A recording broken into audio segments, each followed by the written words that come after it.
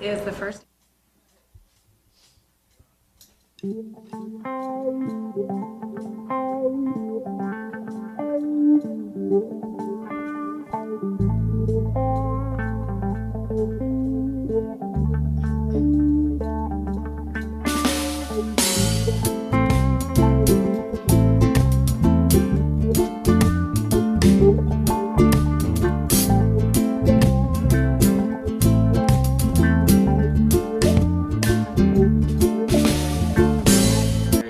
Probably 15 years ago, I was looking through an in-flight magazine on Hawaiian Airlines and read an article about Mai Tais. There was a competition and such.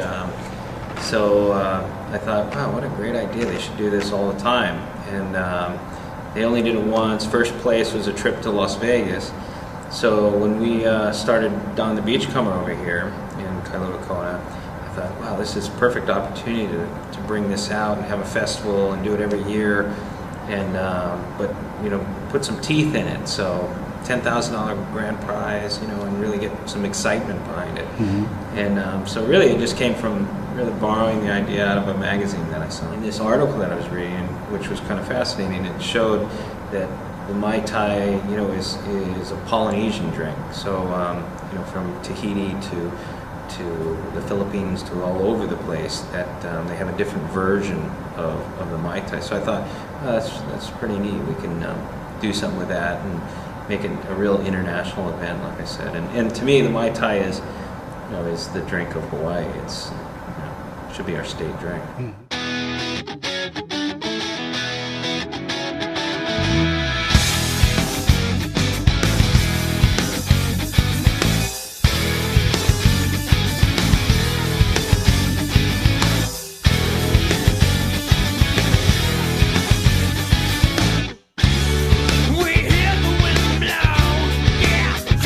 You've tasted here today, the Mai Tais. Which one is your favorite so far? Oh, Ricky. No,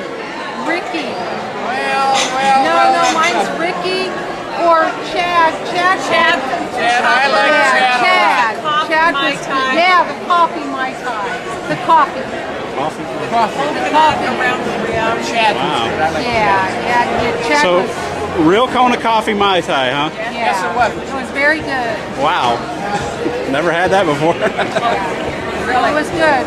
You thought Yeah, we've sampled every one so far. The barbecue was really killer. One of the winners for the he was the culinary school of culinary. I can't remember how it's pronounced. Excellent food. So it was really a lot of fun. A good value, and I hope that they continue it. They're saying it's the first annual, but it's.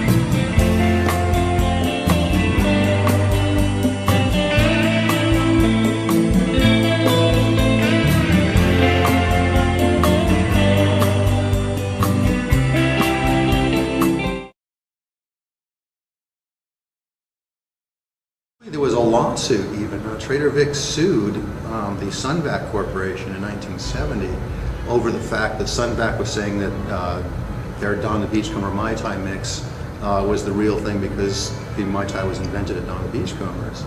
And he won the lawsuit. It was settled out of court, but in his favor. So the official legal word was, you know, hey, Trader Vic invented the Mai Tai. And that's the way things were for like 30 years until 2002 when Don's widow, Phoebe Beach, came out with her book, which had a Mai Tai recipe by Don the Beachcomber from 1933. So it's like, oh, really? All right. And the two of them did not get along at all. There was was a definite rivalry between the two. Don called Vic his best clone, but a clone nonetheless. You know, out of as many imitators, he said Vic was the best clone. You know? And he insisted, he went to his grave insisting that he had invented the Mai Tai and Vic had ripped him off. But the problem with that whole theory was that there aren't any surviving Don the Beachcomber menus, at least none that I've ever seen, that have the Mai Tai on it until like the late 1950s, which is when Don would have had to put a Mai Tai in his menu to compete with Trader Vic, since the drink had become so popular. So was that recipe in Phoebe's book an ex post facto Mai Tai that had been misdated? Well, it turns out no. It actually did. It actually did come out in the 1930s, and the reason why is because when you look at the rum that the drink calls for, that rum, they stopped making that rum in 1939. So if he calls out that specific rum, then there's no way, you know, his drink came out after Vic's. Then the question becomes, if it wasn't on Don's menu, how could Vic have seen it and how could he rip it off? So what you get is this big tangled web where you go deeper and deeper into what's really going on. And the way things stand right now, and it could change if I run into another old timer who has some more stories, is that it's sort of like a little Gilligan's Island sitcom plot. You know, in 1933, Don the Beachcomber invents a drink that he calls the Mai Tai. Makes sense because Don lived in Tahiti and he would have known that Tahitian phrase, Mai Tai, which means the best. So, you know, of course he would have named a drink that. Makes sense. Well, 1944, Trader Vic invents a drink that he calls the Mai Tai. And he names it the Mai Tai because some of his Tahitian friends try the drink and they go, oh, Mai Tai, and they think it's the best. So, you know, you can cue the laugh track as hilarious complications ensue, which is basically Trader Vic claims that he invented the Mai Tai. This is true. Don the Beachcomber says that he invented the Mai Tai. This is also true. But basically, when it all shakes out, it looks like Trader Vic invented the Mai Tai, while Don invented a Mai Tai that kind of he didn't even keep on his menu. You know, apparently it wasn't one of his favorite drinks. Okay, you think the story ends there, but then there's another act. I meet a guy named Mick Brownlee, who was a sculptor and tiki carver who worked for Don the Beachcomber for years, and Mick tells me stories that Don told him, you know, eyewitness account. He says, yeah, Don never said that Trader Vic ripped off the Mai Tai. What he said was that Trader Vic ripped off a drink of Don's called the QB Cooler and renamed it the Mai Tai. So things get more and more complicated. Then you go looking for the QB Cooler recipe, and I do find a 1937 recipe, which is when Vic came down to Don's, checked it out, and it's entirely possible he ordered one of those and then tried to reverse engineer it and turn it into a Mai Tai. We're not certain. Both Don and Vic are gone, so all we've got is whatever quotes they were.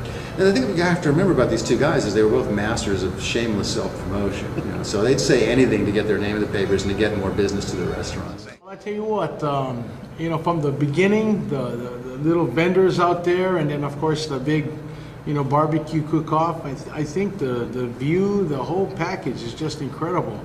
I think this thing here could be really, really big. And then of course the Mai Tai, you know, mix-off or whatever you want to call it. You know, they put so much heart and soul in it. You can feel it. You know, you can feel the chefs earlier in the day doing the barbecue and moved on over to the afternoon, the late afternoon, to the Mai Tai challenge, and you could feel it. I mean, they had all their little tricks and all their little magic things that they've learned throughout all their years in being a bartender. The incredible thing is that they still have the structure to become, or it still is, a Mai Tai. So that's really important. So judges, for us, we had it pretty hard because, you know, we had to make sure there was a fine balance between having a regular Mai Tai with a little twist or a kicked up Mai Tai versus just another cold cocktail. Yeah, so it was pretty neat.